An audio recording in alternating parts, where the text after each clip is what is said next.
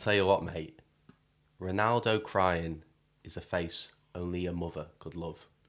And his mother was crying seeing it, apparently. Or was she loving it? Well, maybe she does still love him. They still love him. I think she definitely loves him. The amount of money that he earns, I think she has hit the jackpot. Yeah. I tell you what, best sex she's ever had, best shot she's ever had to have Ronaldo. Yeah. Can you imagine how different her life would be if she didn't shag that night? Fuck. Spewing. And then you just like, maybe you do it like, imagine you just, I'm just not feeling it tonight, babe.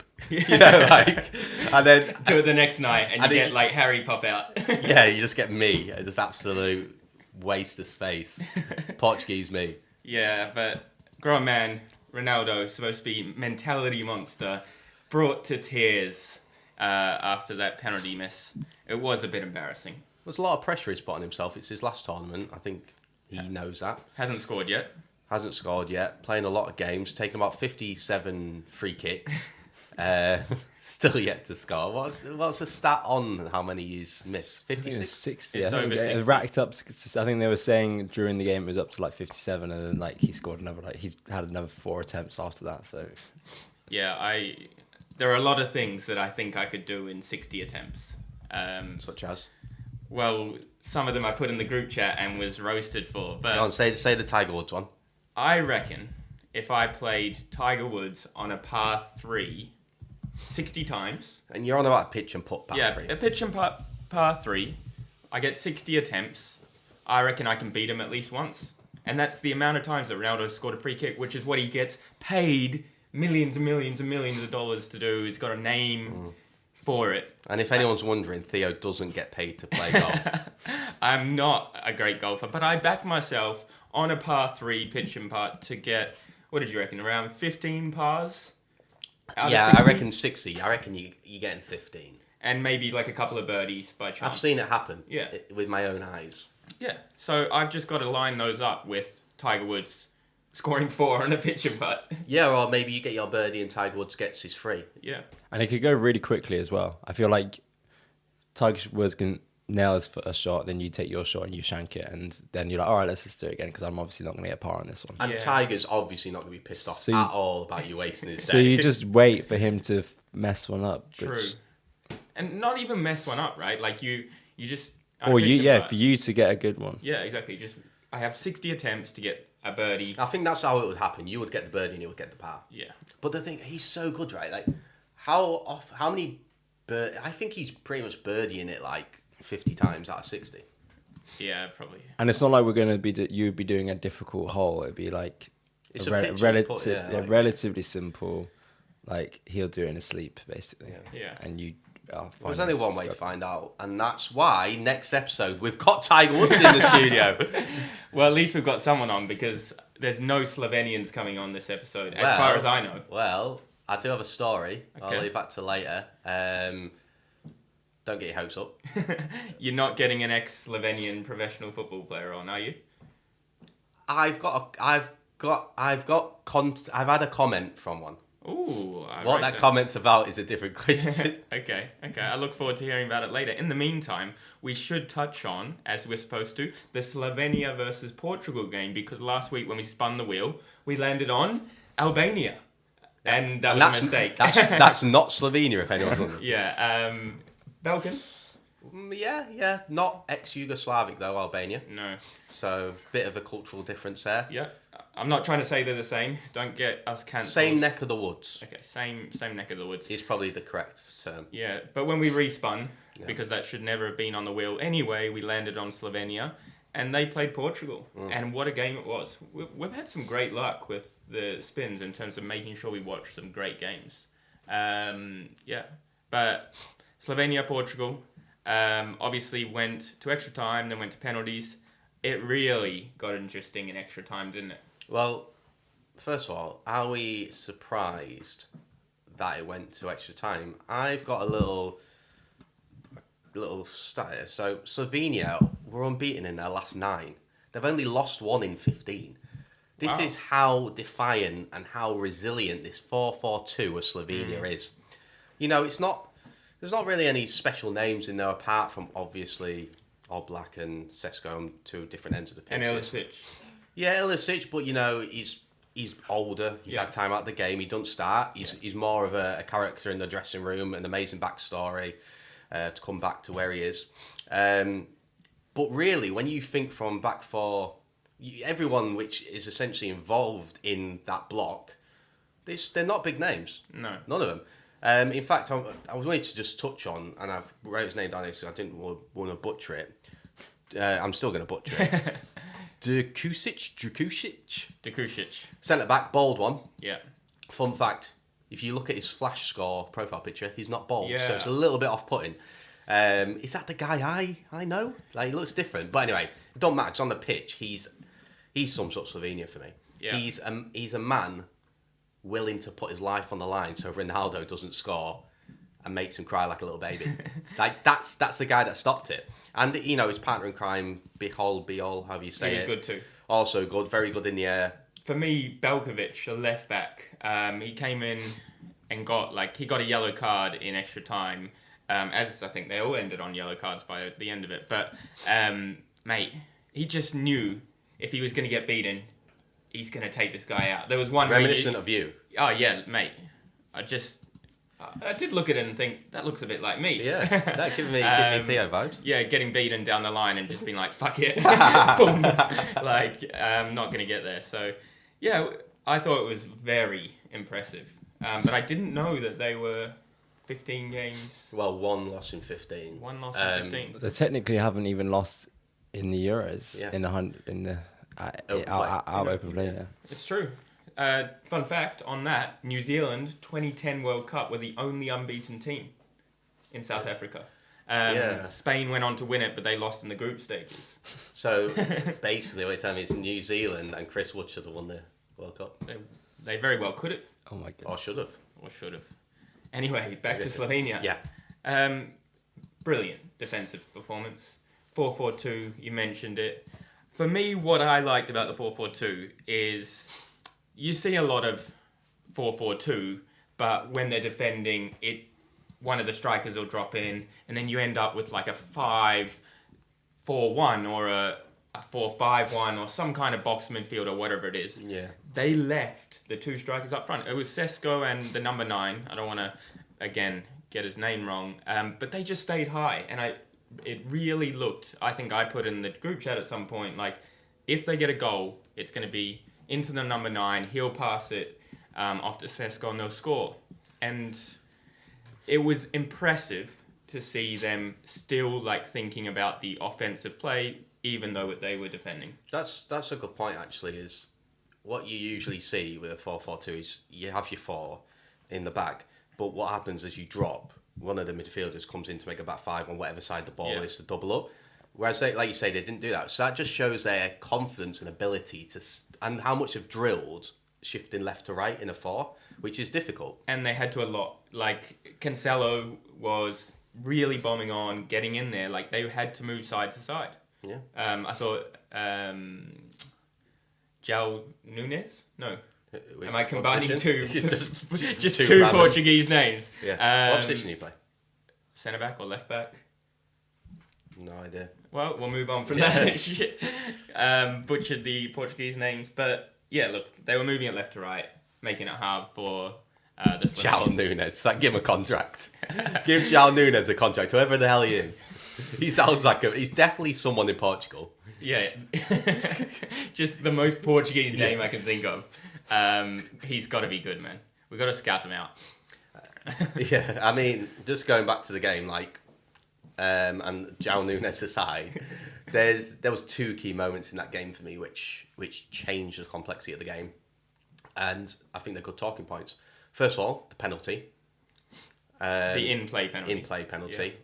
For me, it wasn't a penalty. So I'd be interested to hear what you think. It was a penalty. I think it was a penalty. Yeah. Really? Yeah. Okay, talk to me. I think they're never going to overturn that, first of all. That don't mean it's a penalty. No. And there was contact on the leg. He can't get out of the way, which is what you're obviously going to argue, but he stopped him. Did he hit the ball first? He did touch the ball as well. But did he touch the ball first before getting the body on the contact? The way I see it is, who was it? It was Jota, right? Yeah. Jota is steamrolling in, right? Towards 3 players. To 3 players, Yeah. right? Was it Dukic who actually gave away the penalty? It was, wasn't it? Maybe. Well, no, anyway, he's square on in the middle of 3 people. Jota literally runs into the guy. Yeah. Like, there's no way this guy can move. And and he falls backwards as Jota hits him. And he gets his foot on the ball, obviously. But, like, what is he meant to do in that situation? I think what it was, he actually got into contact at the side. So if he had stood directly in front of him, then it would have been probably would have been not as bad. But it's the fact that he came in at the side of him, and so it was his leg, his like spread out legs, his spread out body, got into contact with him, and then he brushed past him and then fell over. You're applying basketball logic to football, and I love it. Because in basketball, right, if he had stood his ground, been straight on like you're describing, it's a charging foul. Defensive foul. Like, they cough it. Whereas you're saying he sort of moved into it, took the side of him. Obviously, if it was obvious that he'd stepped in front of him and then got charged down, then it probably would have still been a penalty, because like it was clearly there, he was getting in the way and interrupting play. But can we just talk about the like female American analyst, referee analyst they have? Oh yeah. I'm just going to say about her. Obviously, I like that we've got a little referee thing going on, but she plays it safe every time, and she's always agrees with the referees, like, and whatever the law is. Like, she never like goes, I'm not sure. She always because what they do is they go, so we're gonna go over. What do you think? And before the decision's been made, and you can see she's kind of like stalling, and then the decision's made, and she's like, as you can see, it's clearly and it's like, no, we want your opinion. Yeah. Like, I don't want you to just agree with what the decision is. I found her really interesting. Yeah. Agreed. I hadn't really picked up on that. But what I will say is that she's obviously there to explain why they made that decision. She's not giving her justification. Yeah. She's saying, why did they make that decision? And I think that's added, like, for and me, she's done that well. Yeah, she's done it really well. But you're right.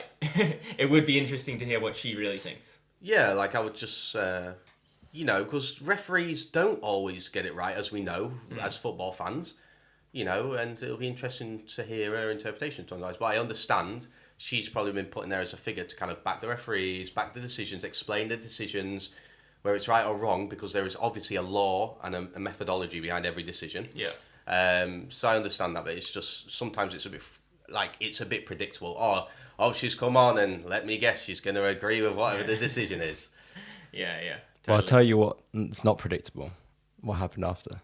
Wow.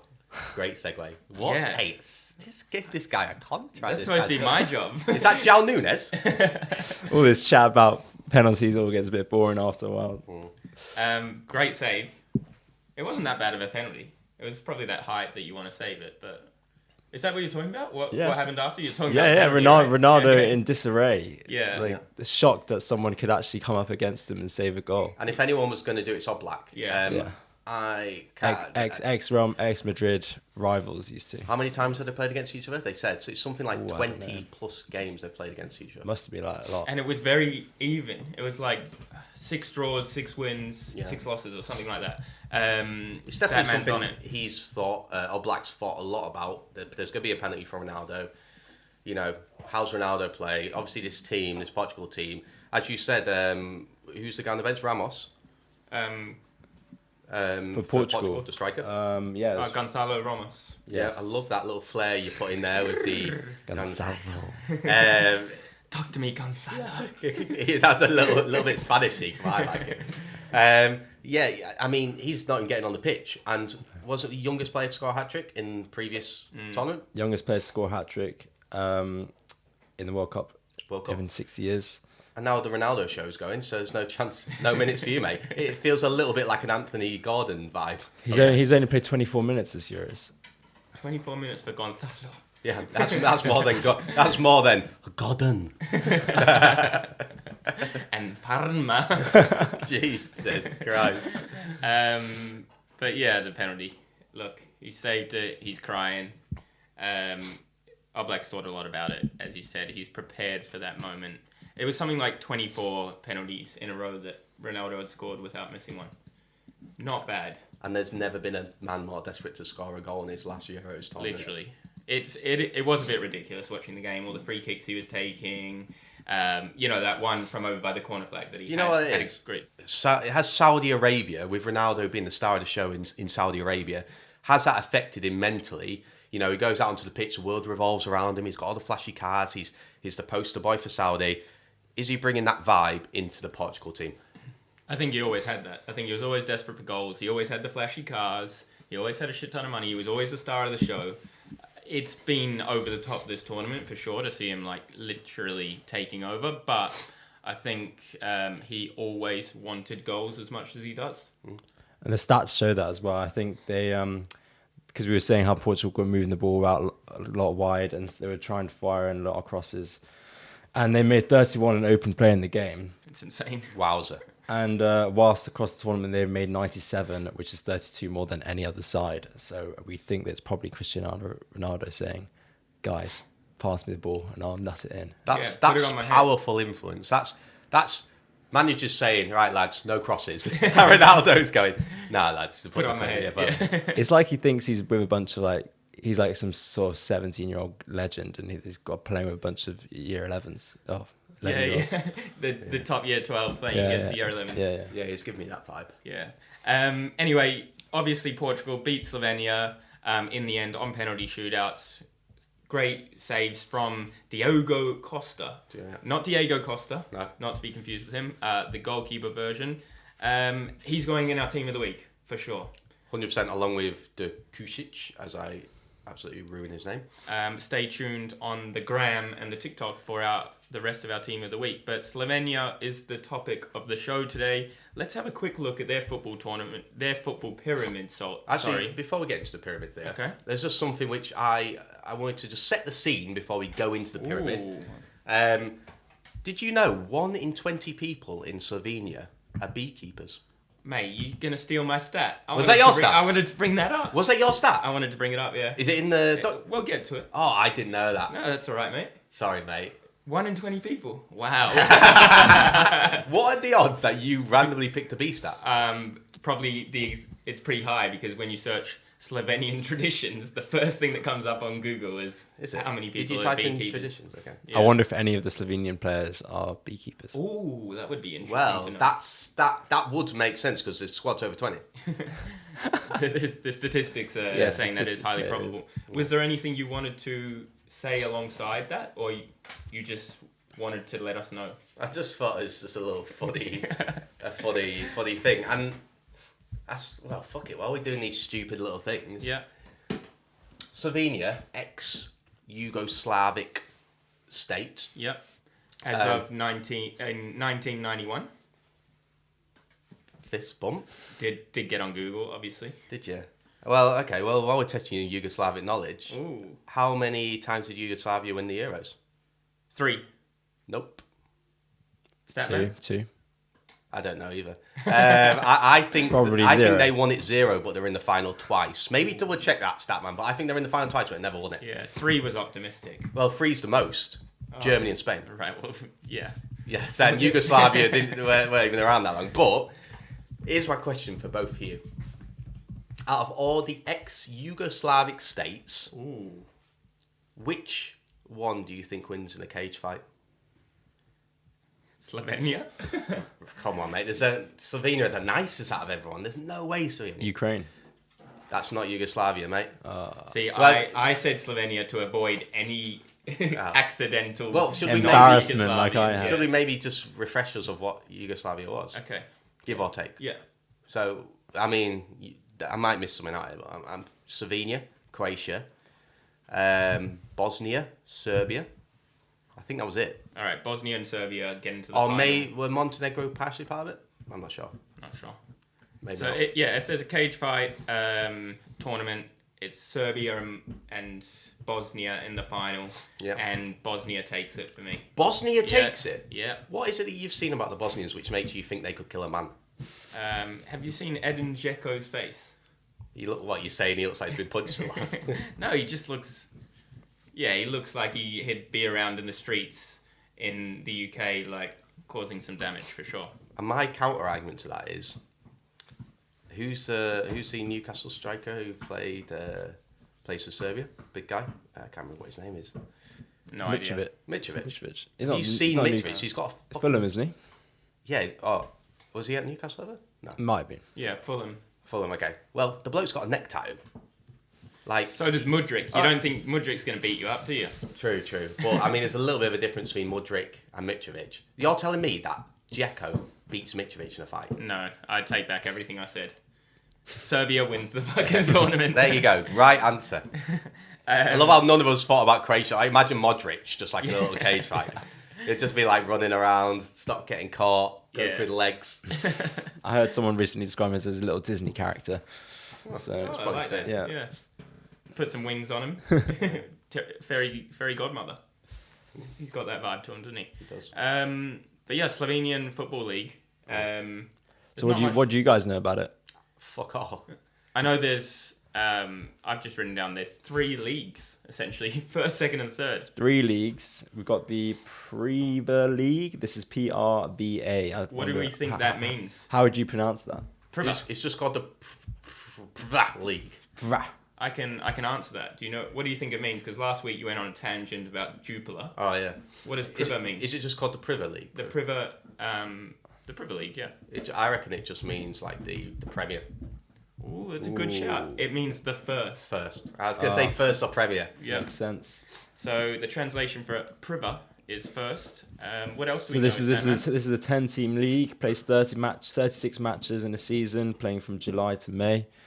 And they have a go-off a promotion relegation system. So the team that finishes bottom gets relegated. And actually the team that finishes second to last goes into a promotion relegation playoff with the top team.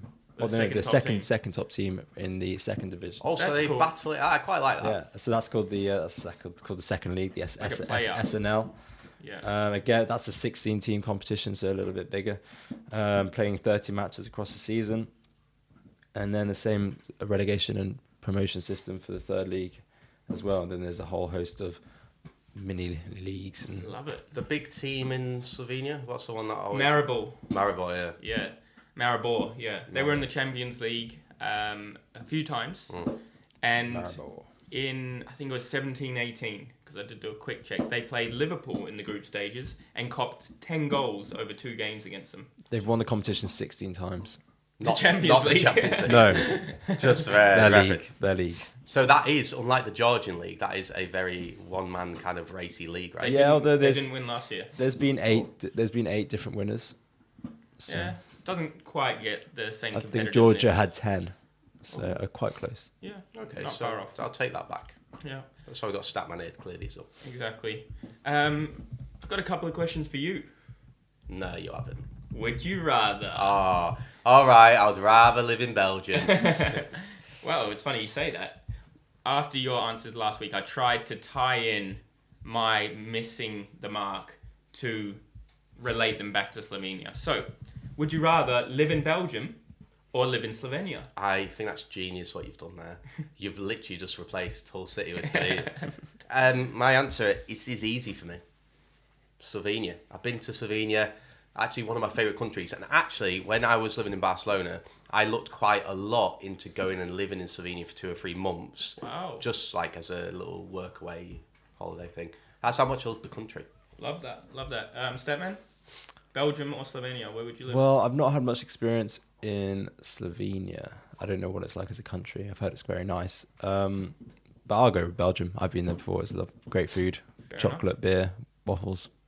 Big juicy waffles. Can't go wrong. Juicy waffles, 6 in an alleyway. Come get your waffles.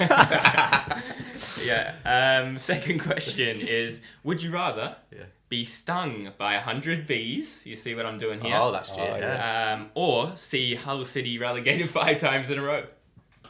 Ooh. 100 bees in one go. Oh. Yep, they swarm around you and they that'll sting probably you. kill you as well. Death. Would you rather die or see Hull City get relegated? Yeah, I think I'll go with the relegation. Oh. Fair enough. That was a good one, Theo. I think you should. At least I can then watch Hull go back to the Championship or Premier League. Yeah, if I get stung by the bees, I'm just dead. Yeah. And also, you'll die where Hull are now, which is not even a good place. So. Oh, come on, mate. Maybe Wash your mouth out. maybe I could, as a Villa fan, I might take Def because Villa's probably where the best it's going to be in the next 10 years. Oh, so you're hinting at getting stung by the bees. Nah, next year will be off on top. Villa to win the Premier League. You heard it here first. Champions League.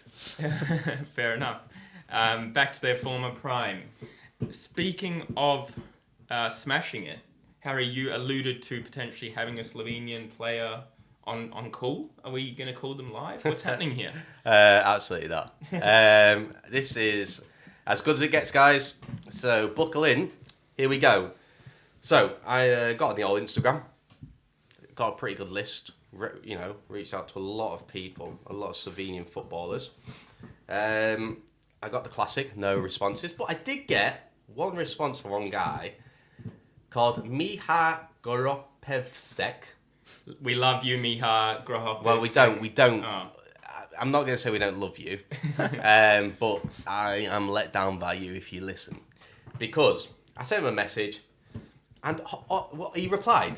That's right? pretty cool. And he just said, sorry, didn't see before. And I just was like, no, don't worry. We're recording in a couple of days. You just literally send me a voice note or a video or anything on your thoughts of the game. Yeah. What did you think about Slovenia's performance? Yeah.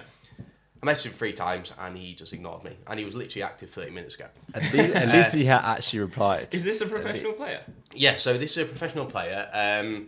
He's currently playing in Cyprus, but he was playing in Ukraine.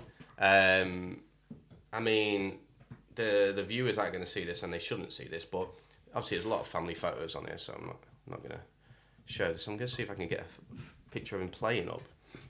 Here we go. There we go. There he is. There is proof that he plays football. I can't verify if that's high level. Yeah, it looks like a stadium. It's a Ukrainian team, something like Dynamo something. Right, they're a good team, Very decent team.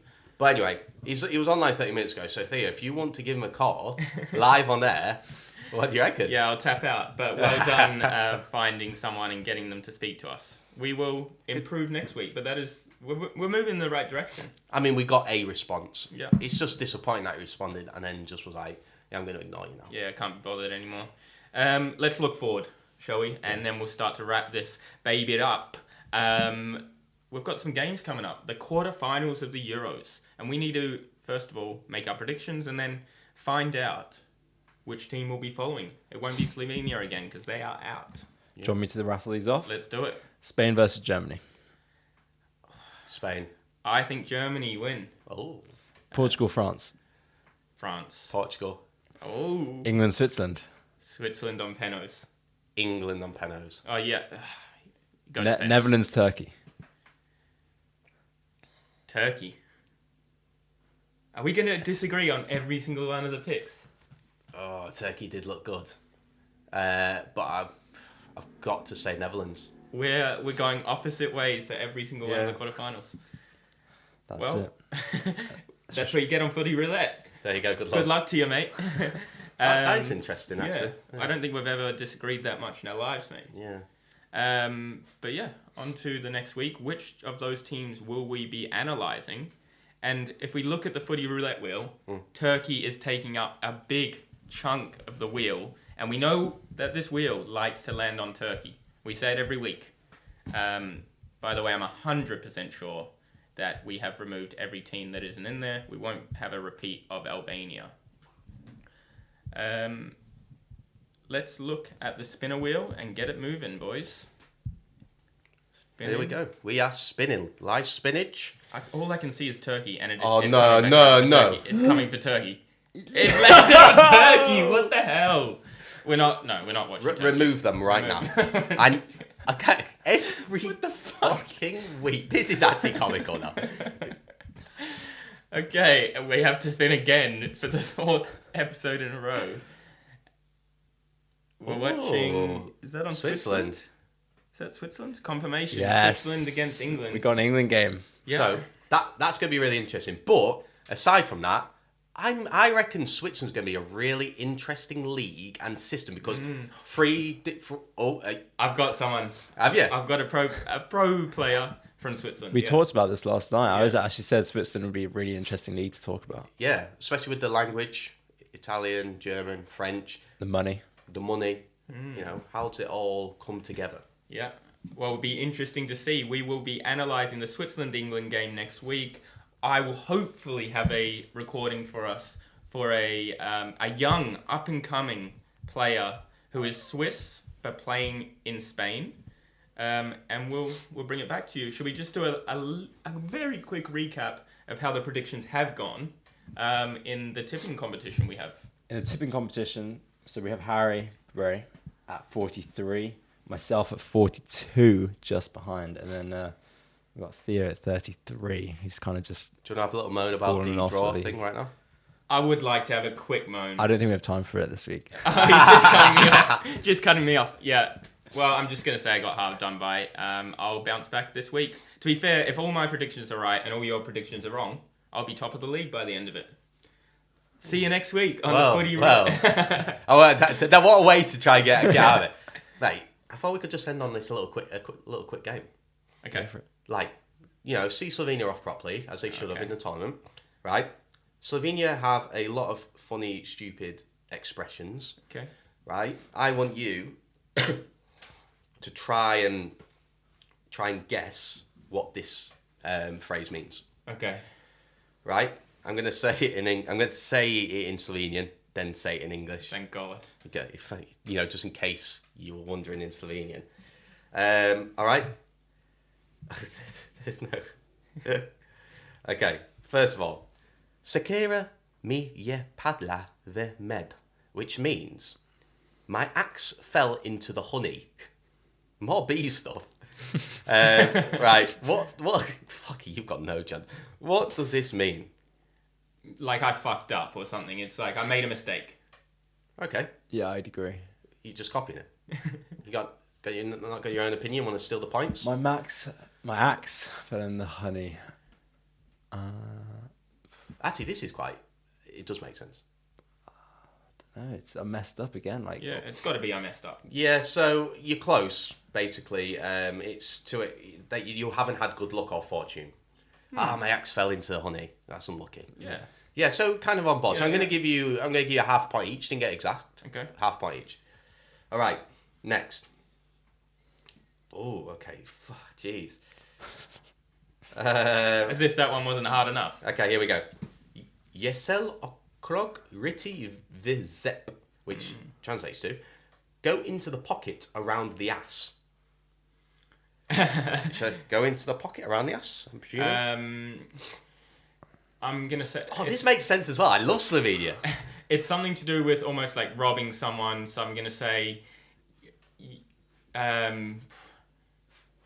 beating someone to something. Like you get there first. I think it's like going behind someone's back Oh, that's a good. and without them noticing, take something from Ooh, behind. Yeah. Where you both from? A Slovenian won't take the long way home. Ah, okay. Long way, the back pocket's the long pocket, which kind of makes sense. All right, we'll do one more. This is for the winner.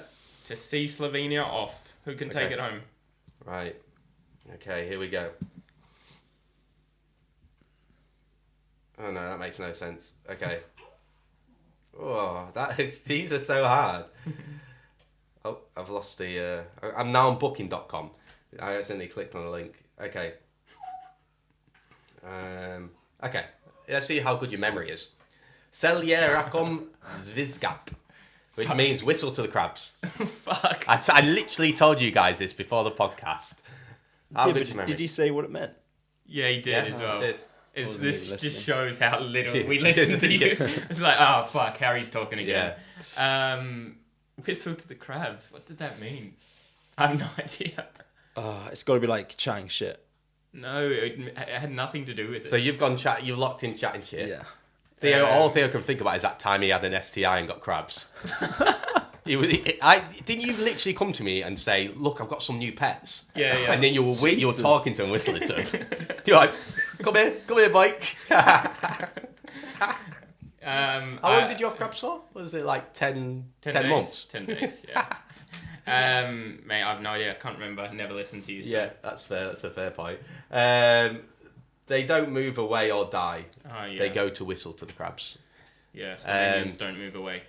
Yeah, so what a bloody blockbuster way to end this episode. I mean, you did kind of get one of them kind of right with the honey. I thought it was a good one. Yeah. Well, thank you, Harry, for bringing that to the table. I'm glad we were able to send Slovenia up in the best way possible. Next week, it'll be all about Switzerland. Maybe we come up with a few sayings from Switzerland. Yeah. Well, French, German, or Italian, because we have a real dilemma on our hands. Because that country don't know what it's doing, don't know what it's about. You thought Belgium had problems. Wait till you hear about Switzerland. See you next week on the Footy Roulette podcast.